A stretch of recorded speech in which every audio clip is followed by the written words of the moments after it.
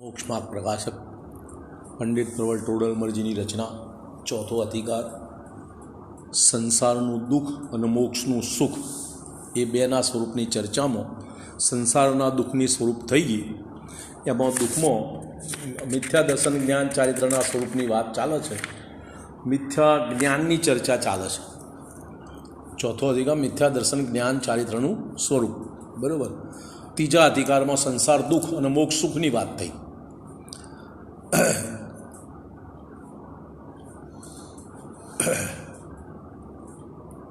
કે હવે ભાઈ પેલા મિથ્યાત્વ મિથ્યા જ્ઞાનની અંદર દર્શન મોહ કર્મનો ઉદય નિમિત્ત છે, જ્ઞાનાવરણ કર્મનો નહીં, એ ચર્ચા થઈ. એટલે હવે શંકાકર કહે છે જો જ્ઞાન થયા પછી શ્રદ્ધાન થાય છે તો પહેલાં મિથ્યા જ્ઞાન કહો ને પછી મિથ્યા દર્શન કહો. પહેલું મિથ્યા દર્શન મિથ્યા જ્ઞાન એમ શું કરવા કહો છો? છે તો એ જ પ્રમાણે કે જાણ્યા વિના શ્રદ્ધાન ન થાય, પરંતુ જ્ઞાનમાં મિથ્યા તથા સમ્યક એવી સંજ્ઞા મિથ્યા દર્શન સમ્યક દર્શનના નિમિત્તપણે થાય છે. જેમ મિથ્યા દ્રષ્ટિ સમ્યક દ્રષ્ટિ સુવર્ણાદિક પદાર્થને જાણે છે તો સમાન, પરંતુ એ જ જાણપણું મિથ્યા દ્રષ્ટિને મિથ્યા જ્ઞાન તથા સમ્યક દ્રષ્ટિને સમ્યક જ્ઞાન નામ પામે છે. એ જ પ્રમાણે સર્વ મિથ્યા જ્ઞાન સમ્યક જ્ઞાનનું કારણ મિથ્યા દર્શન સમ્યક દર્શન જાણવું. તેથી જ્યાં સામાન્યપણે જ્ઞાન શ્રદ્ધાનું નિરૂપણ હોય ત્યાં જ્ઞાન કારણભૂત છે માટે તેને પહેલાં કહેવું, તથા શ્રદ્ધાન કાર્યભૂત છે માટે તેને પછી કહેવું. પણ જો મિથ્યા સમ્યક જ્ઞાન શ્રદ્ધાનું નિરૂપણ હોય તો શ્રદ્ધાન કારણભૂત હોવાથી તેને પહેલાં કહેવું. જ્યારે મિથ્યા દર્શન મિથ્યા જ્ઞાનની ચર્ચા થાય તો સમ્યક દર્શનની વાત પહેલી કરવી, અને વસ્તુનું સ્વરૂપની વાત કરતા હોય તો જ્ઞાનની વાત પહેલી કરવી. એમ હવે કહે છે જ્ઞાન શ્રદ્ધાન તો યુગપત હોય છે, તો તેમાં કારણ કાર્ય પણ કેવી રીતે કહો છો? કે જ્ઞાન અને શ્રદ્ધાન તો બે ગુણ છે, બેનું પરિણમન તો હાથે થાય જ, પછી પેલાનું કારણ ને પેલું કાર્ય એવી કેવી રીતે કહો? એ તો એ હોય એ અપેક્ષા એ કારણ કાર્યપણું છે. જેમ દીપક અને પ્રકાશ બંને યુગપત હોય છે, તો પણ દીપક હોય તો પ્રકાશ હોય, તેથી દીપક કારણ છે ને પ્રકાશ કાર્ય છે. એ પ્રમાણે જ્ઞાન શ્રદ્ધાનને પણ છે, અથવા મિથ્યા દર્શન મિથ્યા જ્ઞાન તથા સમ્યક દર્શન સમ્યક જ્ઞાનને કારણ કાર્યપણું જાણવું.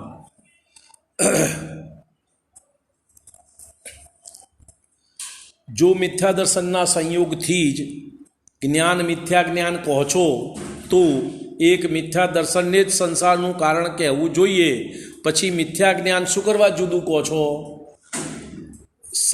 જવાબ ઉત્તર જ્ઞાનની જ અપેક્ષાએ તો મિથ્યા દ્રષ્ટિ સમ્યક દ્રષ્ટિને ક્ષયોપશમથી થયેલા યથાર્થ જ્ઞાનમાં કોઈ ભેદ નથી, તથા એ જ્ઞાન કેવળ જ્ઞાનમાં પણ જય મળે છે. જેમ નદી સમુદ્રમાં જઈ મળે, તેથી જ્ઞાનમાં કોઈ દોષ નથી. પરંતુ ક્ષયોપશમ જ્ઞાન જો લાગે તો એક જ્ઞેયમાં લાગે. ક્ષયોપશમ જ્ઞાનવાળો તો એક જ વસ્તુને એક સાથે જાણે, બીજાને જાણો તો પેલાનો ઉપયોગ છૂટે. હવે આ મિથ્યા દર્શનના નિમિત્તથી તે જ્ઞાન અન્ય જ્ઞેયોમાં તો લાગે, પણ પ્રયોજનભૂત જીવાદિત તત્વાર્થનો યથાર્થ નિર્ણય કરવામાં ન લાગે, એ જ જ્ઞાનમાં દોષ થયો. જુઓ, જ્ઞાન તો મિથ્યા દ્રષ્ટિનું સમ્યક દ્રષ્ટિનું ઓછું વધતું છે એમ નહીં, પણ મિથ્યા દ્રષ્ટિનું જ્ઞાન સંસારના વિષયોમાં તો બરોબર વેપાર કરે, એ તો બધું બરોબર જાણે, પણ તત્વની વાત આવતા જાણવાની રુચિ ના કરે, એ મિથ્યા દર્શનનો દોષ. જ્ઞાન ઓછું છે માટે નથી જણાતું એમ નહીં, રુચિ નથી. રુચિ કેમ નથી? મિથ્યાત્વનો ઉદય છે, એટલે વોંક પોતાનો છે અને વોંક બીજાનો કાઢે, બરોબર.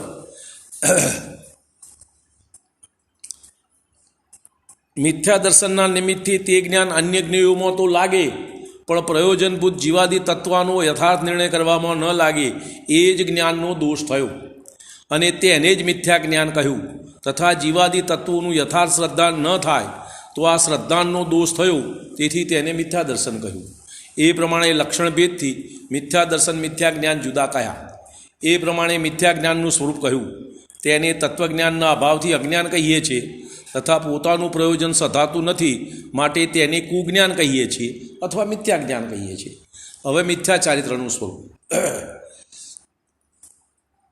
જુઓ. મિથ્યા જ્ઞાન કોઈ કુજ્ઞાન કોઈ એક જ. આપણને કુમત કુશ્રુત છે, મિથ્યા જ્ઞાન છે એટલે, અને સમ્યક જ્ઞાન હોય તો સુમત સુશ્રુત, સુમતિ સુશ્રુતિ, બરાબર. હવે મિથ્યા ચારિત્રના સ્વરૂપની ચર્ચા ચાલે છે.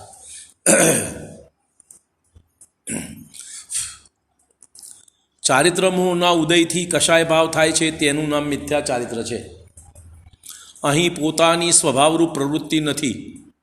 આ સુખી છે એવી જૂટી પર સ્વભાવરૂપ પ્રવૃત્તિ કરવા ઈચ્છે છે, પણ તેમ બનતું નથી. તેથી તેનું નામ મિથ્યા ચારિત્ર છે. એ જ અહીં કહીએ છીએ. પોતાનો સ્વભાવ તો જ્ઞાતા દ્રષ્ટા છે. પોતે કેવળ દેખવા જાણવાવાળો તો રહેતો નથી, પણ જે પદાર્થોને તે દેખે જાણે તેમાં ઇષ્ટ અનિષ્ટપણું માને છે. જુઓ, સ્વભાવ તો તમારો જાણવા દેખવાનો સ્વપર પ્રકાશક, ત્યાં સુધી તો કોઈ દોષ નથી. પણ પર પદાર્થ ન જાણી એમાં ઇષ્ટ અનિષ્ટ બુદ્ધિ કરે એ દોષ છે. હે શું હેરફેર નહીં, ઇષ્ટ અનિષ્ટ, ભલા બુરાની કલ્પના કરે, આ વસ્તુ હારી ના ખોટી, એવી જે બુદ્ધિ છે એ દોષ છે. જાણવું દોષ નથી. હે ફેરફાર કરવાની ઈચ્છાની વાત પછી, અત્યારે તો કોઈ આટલાની ચર્ચા છે. એ ચાર ચર્ચા આવે તારી વાત જુદી થઈ જાય. પોતાનો સ્વભાવ તો જ્ઞાતા દ્રષ્ટા છે. હવે પોતે કેવળ દેખવા જાણવાવાળો તો રહેતો નથી, પણ જે પદાર્થોને તે દેખે જાણે છે તેમાં ઇષ્ટ અનિષ્ટપણું માને છે, અને તેથી રાગી દ્વેષી થાય છે. હવે ઇષ્ટ અનિષ્ટપણું માને છે, રાગ દ્વેષ થાય છે, એટલે હવે ફેરફાર કરવાની વાત આવે. ત્યાં સુધી ના આવે. ફેરફાર કરવાની વાત ક્યારે આવે? ના ગમે તો, રાગ દ્વેષ થાય તો, નહીં તો શું કા ફેરફાર કરવો છે? બરાબર. કોઈનો સદભાવને તથા કોઈના અભાવને ઈચ્છે છે, પણ તેનો સદભાવ કે અભાવ આ જીવનો કર્યો થતો જ નથી. કારણ કે કોઈ દ્રવ્ય અન્ય કોઈ દ્રવ્યનું કરતા હરતા છે જ નહીં. સર્વદ્રવ્યો પોતપોતાના સ્વભાવરૂપ પરિણમે છે. માત્ર આ જીવ વ્યર્થ કશાય ભાવ કરી વ્યાકુળ થાય છે. જૂઠ્ઠો કશાય ભાવ કરી અને પોતે વ્યાકુળ થાય છે. વળી કદાચિત પોચે ઈચ્છે તેમ જ પદાર્થ પરિણમે તો પણ તે પોતાનો પરિણામ આવ્યો તો પરિણમ્યો નથી, પણ તારી ઈચ્છા થઈ અને પેલા પદાર્થનું પરિણમન એવું હતું માટે પરિણમ્યું. પણ જેમ ચાલતા ગાડાને બાળક ધકેલી એમ માને કે આ ગાડાને હું ચલાવું છું, ગાડું ચાલતું હોય અને બાળક ધક્કો મારે હતા કે હું ધક્કો મારીને ખસેડું છું ગાડું, તો તે અસત્ય માને છે. જો ગાડું એનું ચલાવ્યું ચાલે તો જ્યારે એ ન ચાલતું હોય ત્યારે તે કેમ ચલાવી શકતો નથી? બરાબર.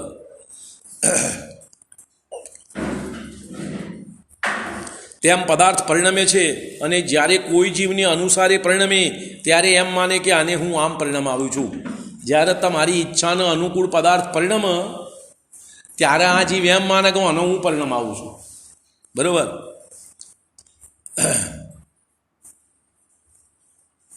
પણ તે અસત્ય માને છે. જો તેનું પરિણામ આવ્યો પરિણમે છે તો જ્યારે તે એમ ન પરિણમતો હોય ત્યારે તે કેમ પરિણામ આવતો નથી? દરેક વખતે તમારી ઈચ્છા અનુસાર પદાર્થનું પરિણમન થતું નથી. જો તમે પરિણામ આવતા હોય તો દરેક વખતે તમારી ઈચ્છા અનુસાર પદાર્થનું પરિણમન કરાવો, પણ એમ તો બનતું નથી. બરાબર. એટલે પોતાની ઈચ્છા અનુસાર પદાર્થનું પરિણમન તો કદી પણ થતું નથી. કદાચિત થાય તો તેવા જોગાનું જોગ બનતો થાય. કદાચિત થાય તો કોઈક વખતે તમારી ઈચ્છા અનુસાર પદાર્થનું પરિણમન થઈ જાય, મોટે ભાગે તો ના થાય. ઘણા પરિણમન તો પોતાની ઈચ્છા વિરુદ્ધ જ થતા જોઈએ છીએ. આ ચોથો અધિકાર ચાલે છે, મિથ્યા દર્શન, મિથ્યા જ્ઞાન, મિથ્યા ચારિત્રનું સ્વરૂપ. એમાં મિથ્યા ચારિત્રની આ ચર્ચા ચાલે છે. ઘણા પરિણમન તો પોતાની ઈચ્છા વિરુદ્ધ જ થતા જોઈએ છે. માટે નિશ્ચય થાય છે કે પોતાનો કર્યો કોઈપણ પદાર્થનો સદભાવ અથવા અભાવ થતો નથી. કોઈપણ પદાર્થનું કોઈપણ પ્રકારનું પરિણમન, એનો સદભાવ કે અભાવ તમારી ઈચ્છા અનુસાર થતો નથી. અને જો પોતાના કરવાથી કોઈપણ પદાર્થનો સદભાવ અભાવ થતો જ નથી, હવે જો કોઈપણ પદાર્થનો સદભાવ કે અભાવ એનું પરિણમન તમારી ઈચ્છા અનુસાર થતું જ નથી, તો કશાય ભાવ કરવાથી શું વળે? ખાલી ફોગટમાં દુઃખ તમે થાવ, દુઃખી થાવ. એનું નામ અનર્થ દંડ. આ વિપરીત કલ્પનાઓ કરી કોઈ પણ ફળ ના મળે અને દુઃખી થવું, એનું નામ અનર્થ દંડ. વ્યર્થ, કશું ફળ મળતું નથી, ફોગટમાં પાપ બાંધો છો. કેવળ પોતે જ દુઃખી થાય છે. જેમ કોઈ વિવાહ આદિ કાર્યમાં જેનું કહ્યું કામ થતું ન હોય છતાં પોતે કરતા બની કશાય કરે તો પોતે જ દુઃખી થાય, તેમ અહીં પણ સમજવું. માટે કશાય ભાવ કરવો એમ જેમ જળને વલોવવું કંઈ કાર્યકારી નથી એવો છે. આ કશાય ભાવ જેમ પાણીમાં વલોવાથી કોઈ ફાયદો ના થાય, એમ કશાય ભાવ કરવાથી કોઈ ફાયદો નથી. વ્યર્થમાં તમે દુઃખી થાવ એટલું જ. તેથી એ કશાયોની પ્રવૃત્તિને મિથ્યા ચારિત્ર કહીએ છીએ, કારણ કે એ કશાય અનુસાર કશું થતું નથી, માટે મિથ્યા. તમારા કશાય અનુસાર જગતના પદાર્થોનું પરિણમન થતું નથી. તથા કષાય ભાવ થાય છે તે પદાર્થોને ઇષ્ટ અનિષ્ટ રૂપ માનવાથી થાય છે. અને કષાય થાય છે એ પરમ ઇષ્ટ અનિષ્ટ બુદ્ધિના કારણે આ રાગ દ્વેષ રૂપ કષાય થાય છે. એ ઇષ્ટ અનિષ્ટપણું માનવું પણ મિથ્યા છે, કારણ કે કોઈ પણ પદાર્થ ઇષ્ટ અનિષ્ટ રૂપ છે જ નહીં. ઇષ્ટ અનિષ્ટપણું તો તમારી માન્યતામાં છે. તે કેવી રીતે તે અહીં કહીએ છીએ. જો પોતાને સુખદાયક ઉપકારી હોય તેને ઇષ્ટ કહીએ છીએ, તથા જે પોતાને દુઃખદાયક અનુપકારી હોય તેને અનિષ્ટ કહીએ છીએ. હવે આ લોકમાં સર્વ પદાર્થો તો પોતપોતાના સ્વભાવના કરતા છે. કોઈ કોઈને સુખદાયક દુઃખદાયક કે ઉપકારી અનુપકારી નથી. કોઈ કોઈનો સુખદાયક દુઃખદાયક નથી. માત્ર આ જીવ પોતાના પરિણામોમાં તેમને સુખદાયક અને ઉપકારી જાણી ઇષ્ટ માને છે, અથવા દુઃખદાયક અને અનુપકારી જાણી અનિષ્ટ માને છે. ફક્ત પોતાની માન્યતામાં. પર પદાર્થમાં તો કંઈ સારું ખોટું છે જ નહીં. પદાર્થ તો પદાર્થ છે, જે છે તે. જુઓ, એક જ પદાર્થ કોઈને ઇષ્ટરૂપ લાગે ત્યારે કોઈને અનિષ્ટરૂપ લાગે છે. જેમ જેને વસ્ત્ર ન મળતું હોય તેને ઘટ વસ્ત્ર ઇષ્ટરૂપ લાગે, તથા જેને બારીક વસ્ત્ર મળે છે તેને તે અનિષ્ટરૂપ લાગે. શું પહેલાં ધોતીઓ વપરાતો, ધોતી જોટા, બરાબર? તો ધોતી જોટામાં બે આવે, એક મુલાયમ આવે અને એક પછડીનો આવે, મજબૂત જાડો. ખ્યાલ આવે છે? તો જેને શરીરની નરમાશ હોય એને જાડું કપડું ના ભાવે, શરીર ચોલાય, એને પાતળું કપડું જોઈએ. અને શરીર જેનું મજબૂત હોય એને જાડું ચાલે, એને કશો વાંધો ના આવે. એ જાડું કપડું કેમ પસંદ કરે કે ભાઈ લાંબુ ચાલે, વધારે સમય ચાલે. અને ખેડૂતો તો જાડું જ લે. કેમ? એમને તો બધું ઘાસ બાંધવાનું હોય, ભરવાનું હોય, બધા કામમાં વાપરવાનું એ વસ્તુ. એમને પાતળું કપડું તો ફાટી જાય. તો જે શું કહે છે, જેને વસ્ત્ર, જેને ઘટ વસ્ત્ર ઇષ્ટરૂપ લાગે છે, જેને વસ્ત્ર ના મળતું હોય એને ઘટ એટલે જાડું, અને જેને બારીક વસ્ત્ર મળે છે તેને તે અનિષ્ટરૂપ લાગે છે. એટલે પેલા ખેડૂતનો પાતળું હાલો તો કે ના ચાલે, આવું તો ના જોઈએ ભાઈ, અમને તો જાડું હાલો. અને તમને જાડું હાલો તો કે આવું ના ચાલે, ઝીણું હાલો. તો વસ્તુમાં શું ઇષ્ટ અનિષ્ટ ક્યાં છે? ઇષ્ટ અનિષ્ટ હોય તો બધાને એક જ હરખું લાગવું જોઈએ, બધાને ઇષ્ટ લાગે, કોઈ તો બધાને ઇષ્ટ લાગે, પણ એમ બનતું નથી. ભૂંડાદિકને વિષ્ટા ઇષ્ટરૂપ લાગે છે, ત્યારે દેવાદિકને અનિષ્ટરૂપ લાગે છે. તથા મેઘની વૃષ્ટિ કોઈને ઇષ્ટ લાગે છે ત્યારે કોઈને અનિષ્ટ લાગે છે. વરસાદ પડે તો કોક સારો કે કોક ખરાબ કે. તો વરસાદ સારો ખોટો ક્યાં છે? તમારી બુદ્ધિમાં સારું ખોટું છે, બરાબર? એમ અન્ય પણ જાણવું. એ જ પ્રમાણે એક જીવને પણ એક જ પદાર્થ કોઈ કાળમાં ઇષ્ટ માને અને ત્યારે કોઈ કાળમાં અનિષ્ટ લાગે. હવે એ તો બધા જુદા જુદા વ્યક્તિ. અમારા એકલાની વાત કરીએ, તમારા એકલાની વાત કરો તો તમને એક વખતે આ કપડું સારું લાગે ને બીજા વખતે એ કપડું ખરાબ લાગે. શિયાળો હોય તો ગરમ કપડો સારો લાગે, ઉનાળામાં ગરમ કપડો ખરાબ લાગે. તો કપડું સારું ખોટું ક્યાં છે? ઇષ્ટ અનિષ્ટ તો તમારી બુદ્ધિમાં છે, વસ્તુમાં ક્યાં છે એમ, બરાબર? એ જ પ્રમાણે એક જીવને પણ એક જ પદાર્થ કોઈ કાળમાં ઇષ્ટ લાગે ત્યારે કોઈ કાળમાં અનિષ્ટ લાગે. તથા આ જીવ જેને મુખ્યપણે ઇષ્ટરૂપ માને છે તે પણ અનિષ્ટ થતું જોવામાં આવે છે. જેમ શરીર ઇષ્ટ છે પણ રોગાદિ સહિત થતો અનિષ્ટ થઈ જાય છે.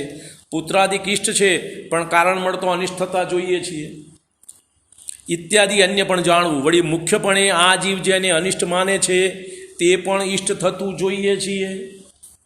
જેમ કોઈની ગાળ અનિષ્ટ લાગે પણ તે સાસરામાં ઇષ્ટ લાગે, તો હસી હસીને ગાળો સાંભળે, અને એમને અહીં કોઈ બોલે તો લડાઈ થાય, બરાબર?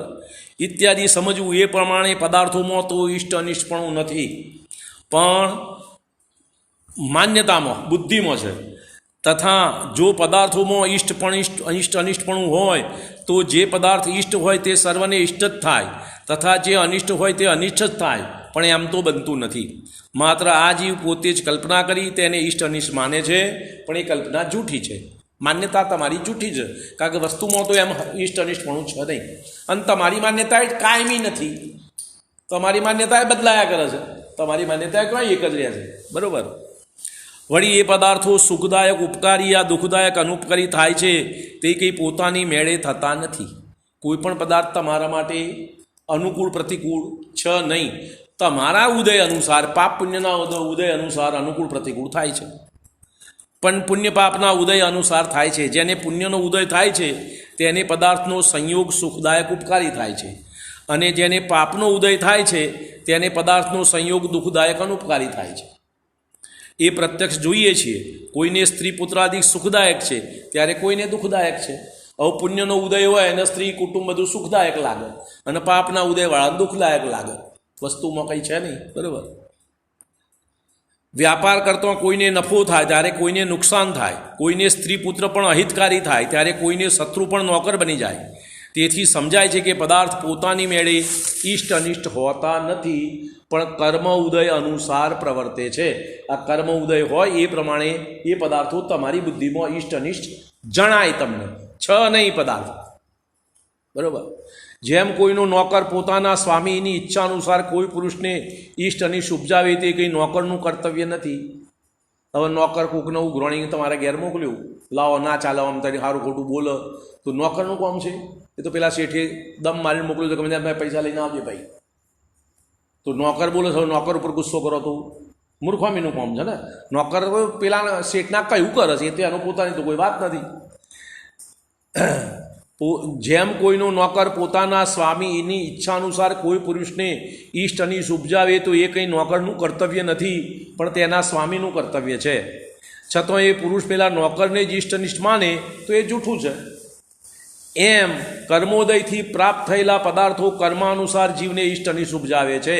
ત્યાં કંઈ એ પદાર્થો તો ઇષ્ટ અનિષ્ટ નથી, પણ કર્મોદયમાં બુદ્ધિ તારી પહોંચતી નથી એટલે પદાર્થમાં લાગ્યો છું. બરાબર. પરંતુ પદાર્થો કર્માનુસાર જીવને ઇષ્ટ અનિષ્ટ ઉપજાવે ત્યાં કંઈ એ પદાર્થોનું કર્તવ્ય નથી, પણ કર્મનું કર્તવ્ય છે. છતાં આ જીવ પદાર્થોને જ ઇષ્ટ અનિષ્ટ માને એ જૂઠ છે. તેથી આ વાત સિદ્ધ થાય છે કે પદાર્થોમાં ઇષ્ટ અનિષ્ટ માની રાગ દ્વેષ કરવો મિથ્યા છે. હવે શંકાકાર કહે છે, બાહ્ય વસ્તુઓનો સંયોગ કર્મના નિમિત્તથી થાય છે તો એ કર્મોમાં તો રાગ દ્વેષ કરીએ ને.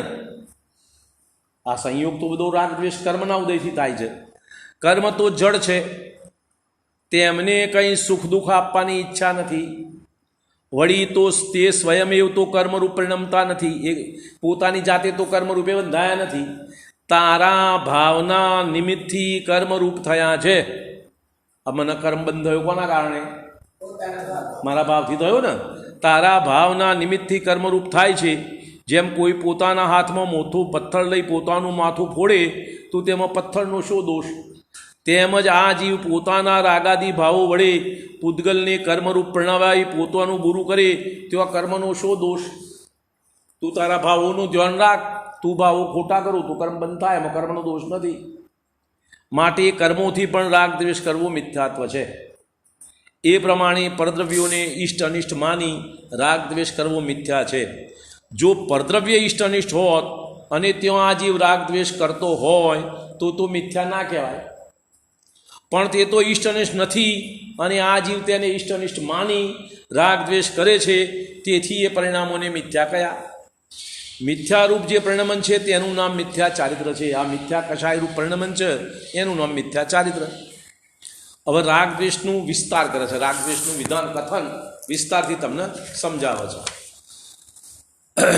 પ્રથમ તો આ જીવને પર્યાયમાં અહમ બુદ્ધિ છે. પર્યાયમાં શું? જે અવસ્થા પામ્યું, જે દશા એની હાલત છે એમાં એકત્વપણું છે, એનું નામ પર્યાયમાં અહમ બુદ્ધિ. જો પર્યાયના અર્થ જુદા જુદા થાય, દ્રવ્ય ગુણ પર્યાય પણ થાય. પર્યાય આ સંયોગી અવસ્થાનું નામ પણ પર્યાય.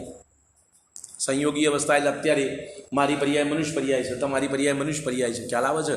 જીવજંતુની પર્યાય તિર્યંશ પર્યાય ગણાય, દેવોની પર્યાય દેવ પર્યાય ગણાય, નારકીની નરક પર્યાય ગણાય. તે પર્યાય એટલે વર્તમાન હાલત દશા, એનું નામ પણ પર્યાય.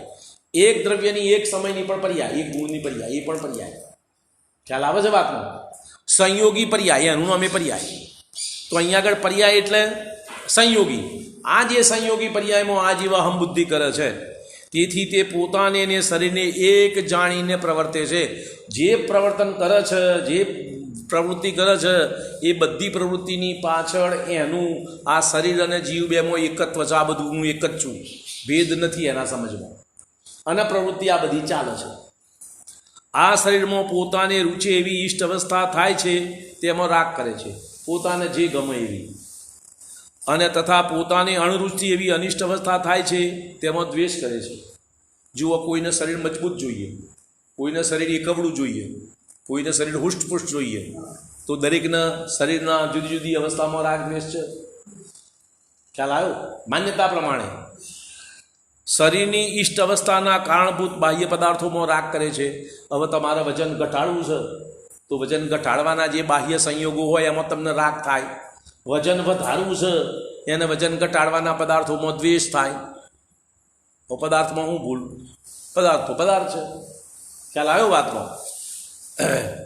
શરીરની ઈષ્ટ અવસ્થાના કારણભૂત બાહ્ય પદાર્થોમાં રાગ કરે છે તથા તેના અનિષ્ટ અવસ્થાના કારણભૂત પદાર્થોમાં દ્વેષ કરે છે.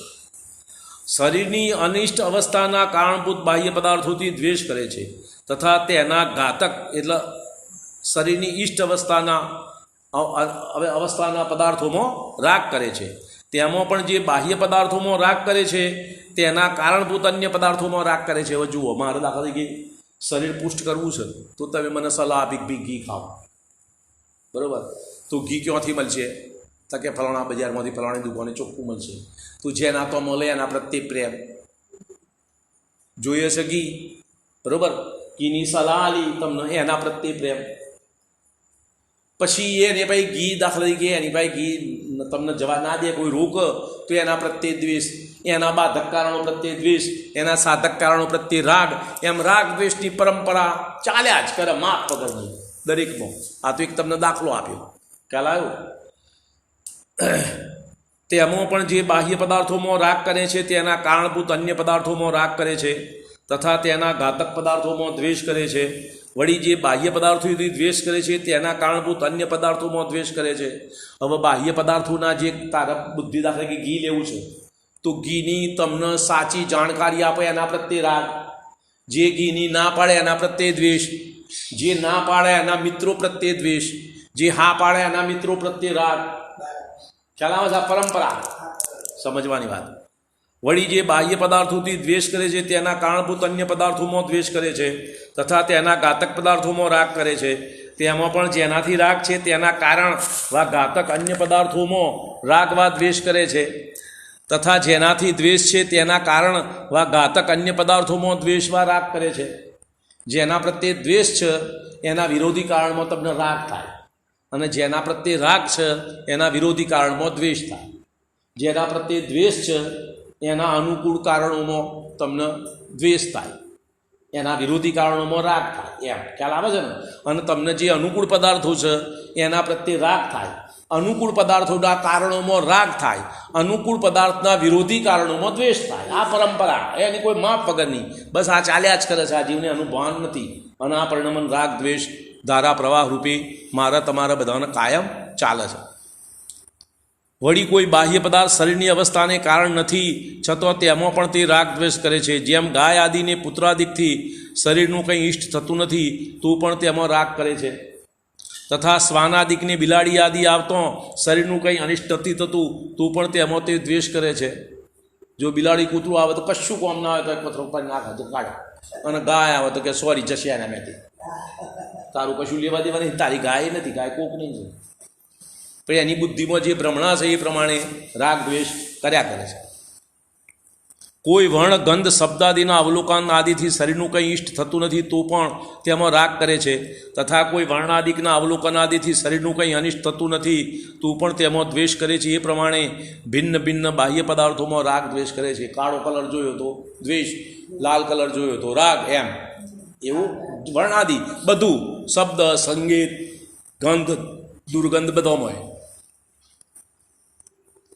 એ પ્રમાણે ભિન્ન ભિન્ન બાહ્ય પદાર્થોમાં રાગ દ્વેષ કરે છે.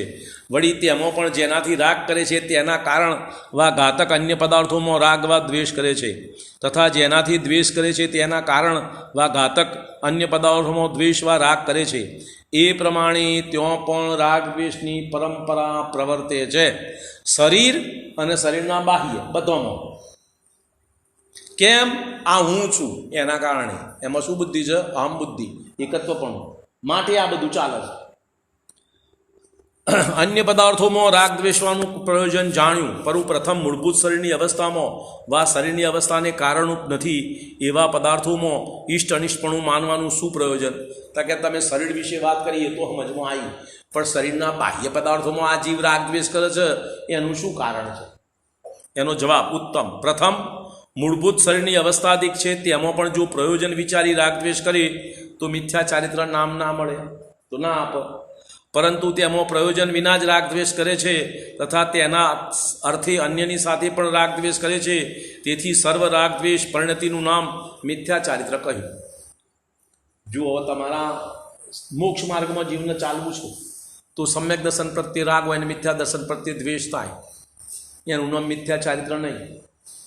હું કહ્યું? દાખલા તરીકે તો સમજુ, ફરતી બોલું છું. જો પ્રયોજન વિચારી રાગ દ્વેષ કરે તો મિથ્યા ચારિત્ર નામ ના મળે, તો મિથ્યા ચારિત્ર ના કહેવાય. પ્રયોજન નથી તારું થતું ને તું રાગ દ્વેષ કરું છું, માટે મિથ્યા ચારિત્ર. શરીર આદિ અવસ્થાઓથી, એની સારી ખોટી કોઈ પણ અવસ્થાથી તારા સંસાર મોક્ષ માર્ગમાં કોઈ પણ પ્રકારનું ફાયદો નુકસાન નથી, છતાં પણ તું રાગ દ્વેષ કરું છું, માટે મિથ્યા ચારિત્ર. સમ્યક દ્રષ્ટિ જીવને આત્મ ધ્યાન પ્રત્યે રાગ હોય, આર્ત ધ્યાન રુદ્ર ધ્યાન પ્રત્યે દ્વેષ હોય, એનું નામ મિથ્યા ચારિત્ર નહીં. ખ્યાલ આવે છે? બરોબર.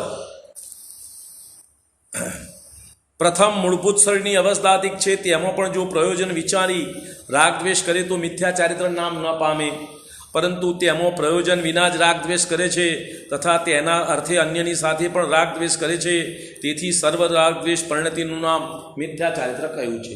હવે શંકાકાર ફરતી કહે છે, શરીરની અવસ્થા વા બાહ્ય પદાર્થોમાં ઇષ્ટ અનિષ્ટપણું માનવાનું પ્રયોજન તો ભાસતું નથી અને ઇષ્ટ અનિષ્ટ માન્યા વિના રહ્યું જતું નથી, તેનું શું કારણ?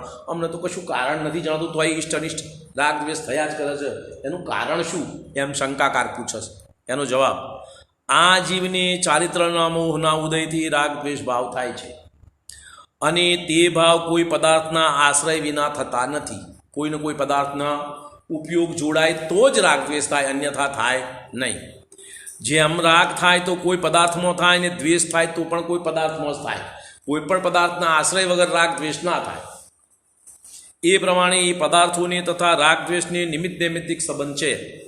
તેમાં વિશેષતા એ છે કે કોઈ પદાર્થ તો મુખ્યપણે રાગનું કારણ છે તથા કોઈ પદાર્થ મુખ્યપણે દ્વેષનું કારણ છે. કોઈ પદાર્થને કોઈને કોઈ કાળમાં રાગનું કારણ થાય, ત્યારે કોઈને કોઈ કાળમાં દ્વેષનું કારણ થાય. કોઈ પદાર્થ એક પદાર્થ તમને એક વખતે રાગ થાય ને બીજા વખતે દ્વેષ થાય. અહીં એટલું સમજવું કે એક કાર્ય થવામાં અનેક કારણોની આવશ્યકતા, એક કાર્ય થવામાં ઘણા કારણો મળે ત્યારે કાર્ય થાય. રાગાદી થવામાં અંતરંગ કારણ તો મોહનો ઉદય છે અને તે તો બળવાન છે, તથા બાહ્ય કારણ પદાર્થ છે તે બળવાન નથી.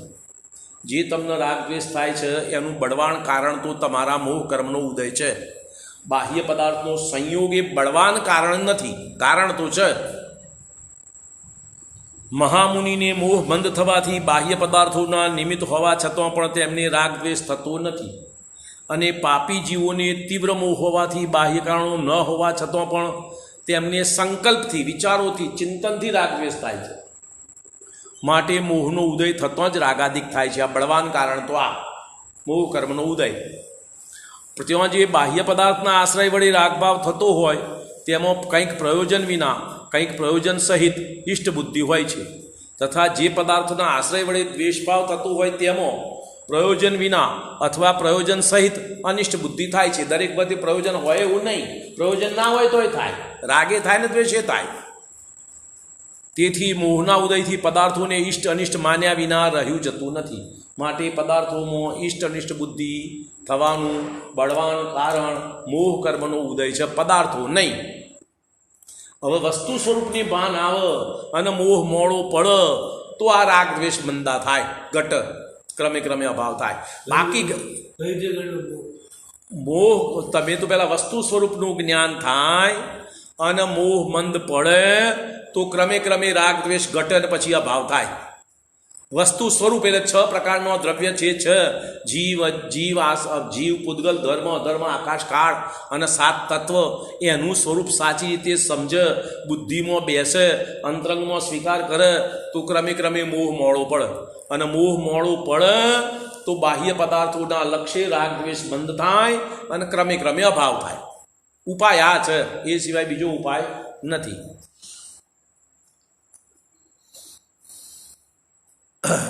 પ્રયોજન તેથી મોહના ઉદયથી પદાર્થોને ઇષ્ટ અનિષ્ટ માન્યા વિના રહ્યું જતું નથી.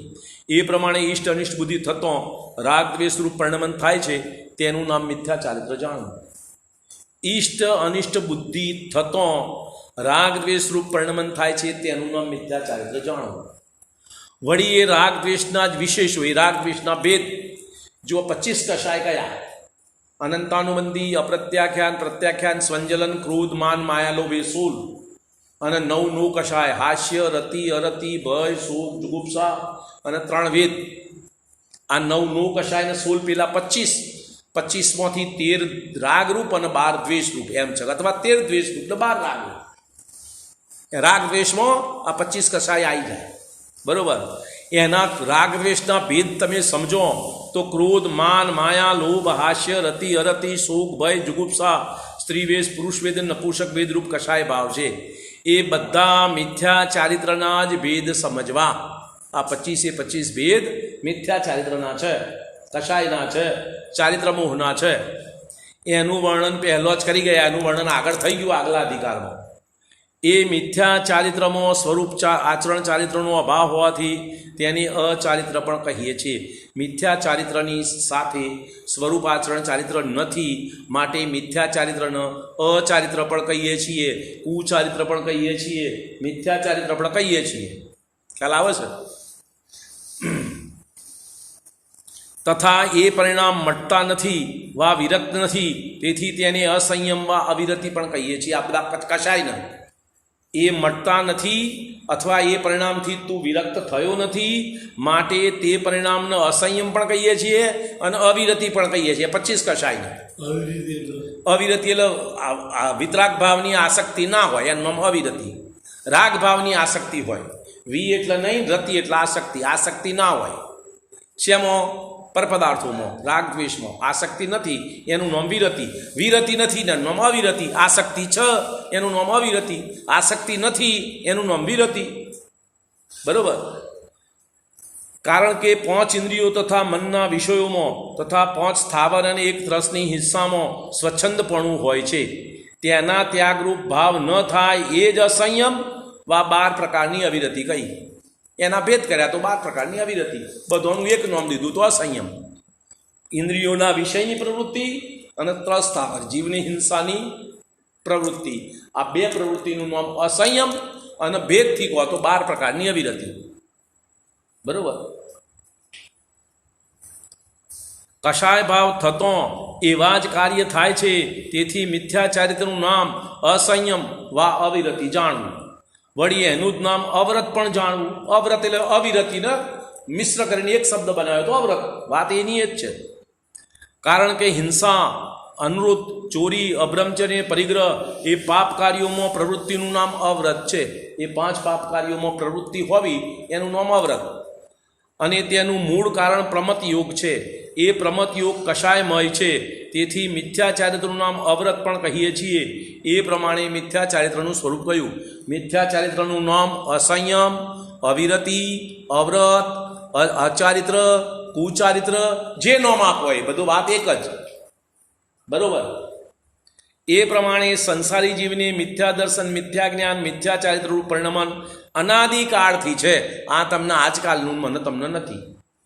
એવું પરિણમન એકેન્દ્રિયાથી અસંગની સુધી સર્વ જીવોને હોય છે, તથા સંઘની પંચેન્દ્રિયોમાં સમ્યક દ્રષ્ટિ વિના અન્ય સર્વ જીવોનું આવું મિથ્યા દર્શન, મિથ્યા જ્ઞાન, મિથ્યા ચારિત્ર રૂપ પરિણમન હોય છે.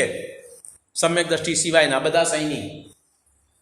વળી એ પરિણમન જેવું જ્યાં સંભવે તેવું ત્યાં જાણવું. એ પરિણમન મિથ્યા ચારિત્ર તો ખરું, ઓછું વધતું દરેકની યોગ્યતા અનુસાર ઓછું વધતું રહેવાનું.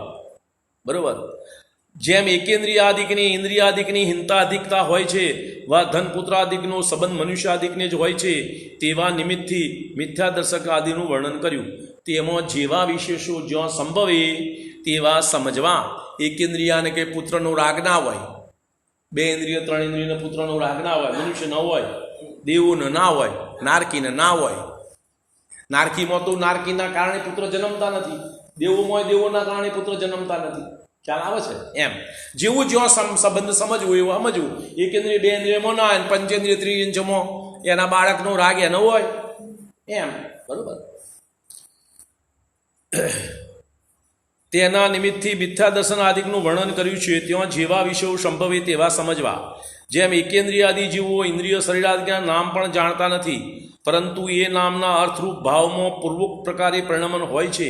જેમ હું સ્પર્શ વડે સ્પર્શું છું, આ શરીર મારું છે, એ પ્રમાણે તેઓ નામ જાણતા નથી, પણ એવા ભાવો સહિત એમની પર્યાયમાં સંયોગમાં એકત્વ બુદ્ધિ હોય છે. એનું નામ મોહ. ભાષા ના જોડે એમ નહીં સમજવાનું. બરાબર. કોઈ માણસ ગુંગો છે તો કઈ કશાય નથી, કોઈ માણસ નથી બોલી શકતો તો કશાય નથી, કોઈ માણસ બેભાન છે તો કશાય નથી છે. એમ ખ્યાલ આવે છે કે નહીં? એમ તો આ એકેન્દ્રિય આદિ જીવો બેભાન જેવા છે, એમને કશાય છે. એ પ્રમાણે તેઓ નામ જાણતા નથી, તો પણ તેના અર્થરૂપ જે ભાવ છે તે રૂપ તેવું પરિણમે છે. અને મનુષ્ય આદિ કોઈ નામ પણ જાણે છે તથા તેના ભાવરૂપ પણ પરિણમે છે. ઇત્યાદિ જે વિશેષો સંભવે તે સમજવા. બરોબર. દરેક વસ્તુનું વર્ણન તો ના થાય, તમારે તમારી બુદ્ધિ ચલાવવી પડે અને વિચાર કરવો પડે એનો. એ પ્રમાણે જીવને મિથ્યા દર્શનાદિક ભાવ અનાદિથી હોય છે. મિથ્યા દર્શન આદિમાં મિથ્યા દર્શન, મિથ્યા જ્ઞાન, મિથ્યા ચારિત્ર ત્રણેય નવીન ગ્રહેલા નથી. આ નવા પેદા કરેલા નથી, પહેલાં નતા અને નવા ઊભા કર્યા એમ નહીં. મિથ્યા દર્શન, મિથ્યા જ્ઞાન, મિથ્યા ચારિત્રના પરિણામ મન તમને બધા જ સંસારી જીવોને અનાદિથી છે. જુઓ તો ખરો એનો મહિમા કે જે પર્યાય ધારણ કરે છે ત્યાં વગર શીખવાડે મોહના ઉદયથી સ્વયં એવું જ પરિણમન થાય છે. જેવી પર્યાય પ્રાપ્ત કરે એવું એનું એકત્વપણું એ પર્યાયમાં થઈ જાય. વળી મનુષ્યાદિકને સત્ય વિચાર થવાના કારણો મળવા છતાં પણ સમ્યક પરિણમન થતું નથી. શ્રી ગુરુના ઉપદેશનું નિમિત્ત બને અને તેઓ વારંવાર સમજાવે છતાં આ જીવ કોઈ વિચાર જ કરતો નથી. આ પહેલી વખત આપણે મનુષ્યભાવમાં આવ્યા, આ પહેલી વખત આપણે જૈન કુળમાં આવ્યા, આ પહેલી વખત આપણે શાસ્ત્ર સાંભળ્યું, સમોસરણમાં ઘણી વખત જી આવ્યા, ભગવાનની વાણી એ સાંભળી. બરોબર. પણ વિચાર નથી કરતો આ જીવ. એ વાત છે. શ્રી ગુરુના ઉપદેશનું નિમિત્ત બને તેઓ વારંવાર સમજાવે છતાં આ જીવ કંઈ વિચાર જ કરતો નથી. વળી પોતાને પણ પ્રત્યક્ષ ભાષે તે તો ન માને અને અન્યથા જ માને છે. અને જણાય દલીલમાં જવાબ ના આલ પણ ના, મેં તો એમ જ કરવાના. શું રસ્તો? બરાબર. એમ તે કેવી રીતે તે અહીં કહીએ છીએ. મરણ થતાં શરીર અને આત્મા પ્રત્યક્ષ જુદા થાય છે. એક શરીરને છોડી આત્મા અન્ય શરણ ધારણ કરે છે. તે વ્યંતરાદિક પોતાના પૂર્વભવનો સંબંધ પ્રકટ કરતા જોઈએ છીએ. આ બધા દાખલા આપણને સાંભળવા મળે છે. પૂર્વભવનું સ્મરણ, પેલો 8 વર્ષનો છોકરો અહીં ખૂન થઈ ગયું હતું, મારું અહીં મારી નાખ્યું હતું, પેલો અહીં મારી નાખ્યું હતું, એમ બધું બતાવે છે. જાતે સ્મરણ થાય તો પૂર્વભાવનું જ્ઞાન થાય છે ને. એટલે પૂર્વભાવ તો હતો ને પહેલાં, આ જીવ પેલી પર્યાયમાં હતો ને, આ નવું શરીર ધારણ કર્યું ને, પેલું શરીર ગયું ને, આ સંયોગી અવસ્થા છે ને, છતાંય આ જીવ માનવા તૈયાર નથી. આટલું હોંભળા આમ જતોય દલીલમાં તમે હા કહો બધું, પણ માનવાનું નહીં. એકત્વ તો શરીર સાથે જ. બરોબર. પૂર્વભાવનો સંબંધ પ્રકટ કરતા જોઈએ છીએ તો પણ આ જીવને શરીરથી ભિન્ન બુદ્ધિ થઈ શકતી નથી. સ્ત્રી પુત્રાદિક પ્રત્યક્ષ પોતાના સ્વાર્થના સગા જોઈએ છીએ. તેમનું પ્રયોજન ન સધાય ત્યારે વિપરીત જ થતા જોઈએ છીએ. જો એમનું પ્રયોજન ના થાય તો તમારા વિરુદ્ધ જ પ્રવર્તન કરે. હું હોઉં કે તમે હોય, બધાની વાત કોમન. બરાબર. છતાં આ જીવ તેમાં મમત્વ કરે છે અને તેમના અર્થે નરકાદિમાં જવાના કારણરૂપ નાના પ્રકારના પાપ ઉપજાવે છે. કોના માટે? સ્ત્રી પુત્રાદિ કુટુંબ માટે, શરીર માટે અનેક પ્રકારના પાપ કરે છે. કોઈ કોઈનું નથી, પ્રત્યક્ષ વિરુદ્ધ છે. એમનો સ્વાર્થ ના સદાય તો તમારો વિરોધ થાય. બરાબર. ધનાદિક સામગ્રી કોઈની કોઈને થતી જોઈએ છીએ, છતાં આ જીવ તેને પોતાની માને છે. ધનાદિક સામહ વળી શરીરની અવસ્થા બાહ્ય સામગ્રી સ્વયં ઉપજતી વિણસતી જોઈએ છીએ, છતાં આ જીવ નિરર્થક તેનો પોતાને કરતા થાય છે. ત્યાં જો પોતાની ઈચ્છા અનુસાર કાર્ય થાય તેને તો કહે કે આ મેં કર્યું. અને જો ઈચ્છા અનુસાર કાર્ય ન થાય, અન્યથા થાય તો હું શું કરું, ભવિતવ્ય એમ હતું તો એમ બોલો.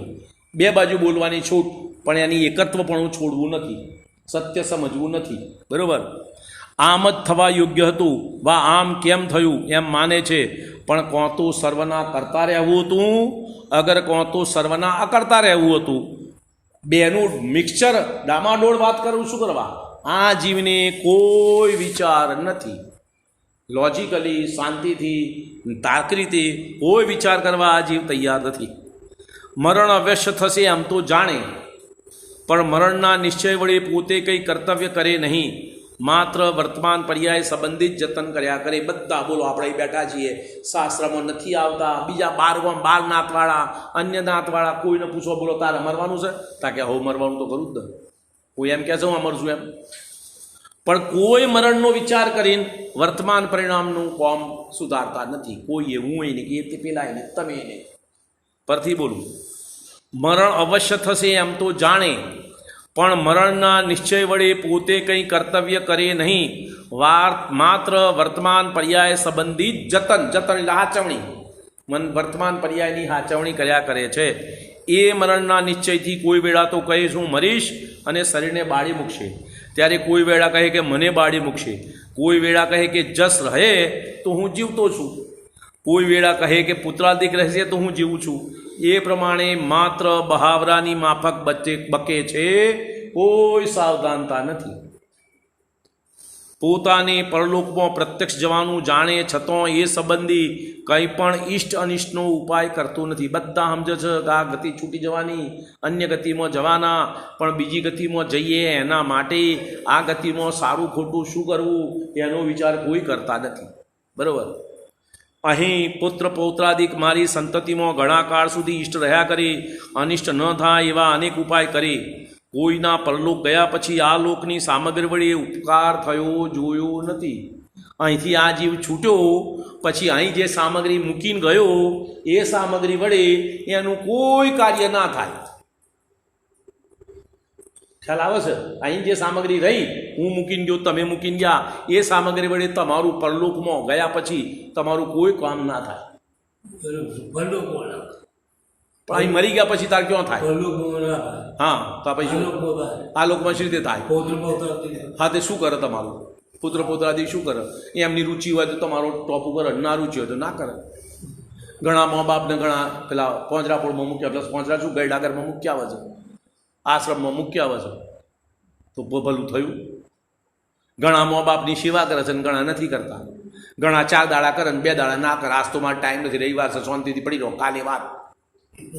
શું કરે? કોણ કરે છે બોલો? શું છે બરાબર? મારું તમારું બધાનું એમ, મારું તમારું જુદું એમ નથી, બાકી દુનિયાનું એમ સમજવાની વાત. છતાં કોઈ આનો વિચાર કરવો નથી, કોઈને વિચાર નથી કરવો પોતાનો. બરાબર. અનિષ્ટ ન થવા અનેક ઉપાય કરે, કોઈના પરલોક ગયા પછી આ લોકની સામગ્રી વડે ઉપકાર થતો જોયો નથી. પરંતુ આ જીવને પરલોક હોવાનો નિશ્ચય થવા છતાં પણ માત્ર આ લોકની સામગ્રીનું જ જતન કરે છે, પરલોક વિશે કાંઈ પણ કરતો નથી. બધી મહેનત આ માટે કે હવે આટલું ઘર બાકી રહ્યું છે, આ 2 છોકરાનું થયું, ત્રીજાનું બાકી છે, એટલું પતી જાય એટલે મારે શાંતિ. શું છે બરાબર? શું છે બરોબર? હા, નહીં એમ નહીં. આ લોક સંબંધી બધી જ ઉપાધિ છે, પરલોક સંબંધી નોમે વિચાર કરતો જ નથી. કરવાનું તો પરલોક સંબંધી છે. બરોબર. વળી વિષય કશાયની પ્રવૃત્તિ વડે વા હિંસાદી કાર્ય વડે પોતે દુઃખી થાય, ખેદખીત થાય, અન્યનું વેરી થાય, આ લોકમાં નિંદાપાત્ર બને, પરલોકમાં બુરું થાય, એ બધું પ્રત્યક્ષ જાણે તો પણ નિંદામાં, કુશીલમાં, પરિગ્રહમાં, પાપ કાર્યોમાં જોડાયેલો જ રહે પ્રવર્તે છે. ઇત્યાદિ અનેક પ્રકારે પ્રત્યક્ષ ભાષે તેને પણ અન્યથા શ્રદ્ધાન કરે છે, જાણે છે ને આચરણ કરે છે. વિપરીત બોલો તો છો, આમ આચરણ ઊંધું કરે છે. એ બધું મોહનું જ મહાત્મ્ય છે. એ પ્રમાણે આ જીવ મિથ્યા દર્શન જ્ઞાન ચારિત્ર રૂપ અનાદિકાળથી પરિણમે છે, અને એ જ પરિણામ વડે સંસારમાં અનેક પ્રકારના દુઃખ ઉપજાવવાવાળા કર્મોનો સંબંધ થાય છે. એ જ ભાવ દુઃખોનું બીજ છે, અન્ય કોઈ નથી. આ મારા ભાવ મારા દુઃખનું કારણ છે, આ બધો નહીં બહારનો. અને હું બહારમાં મહેનત કરું છું, અહીં મહેનત કરતો નથી. કરવાની મહેનત અહીં છે પરિણામ, બરાબર. અન્ય કોઈ નથી. માટે હે ભવ્ય, જો મુક્ત થવા ઈચ્છે છે તો એ મિથ્યા દર્શન આદિક વિભાવોનો અભાવ કરવો એ જ કાર્ય છે. એ કાર્ય કરવાથી તારું પરમ કલ્યાણ થશે. આ મોક્ષ માર્ગ પ્રકાશક નામક શાસ્ત્ર વિશે મિથ્યા દર્શન, મિથ્યા જ્ઞાન, મિથ્યા ચારિત્રક નિરૂપક ચોથો અધિકાર સમાપ્ત થયો. સમય થઈ ગયો છે, આગળની વાત ચાલો.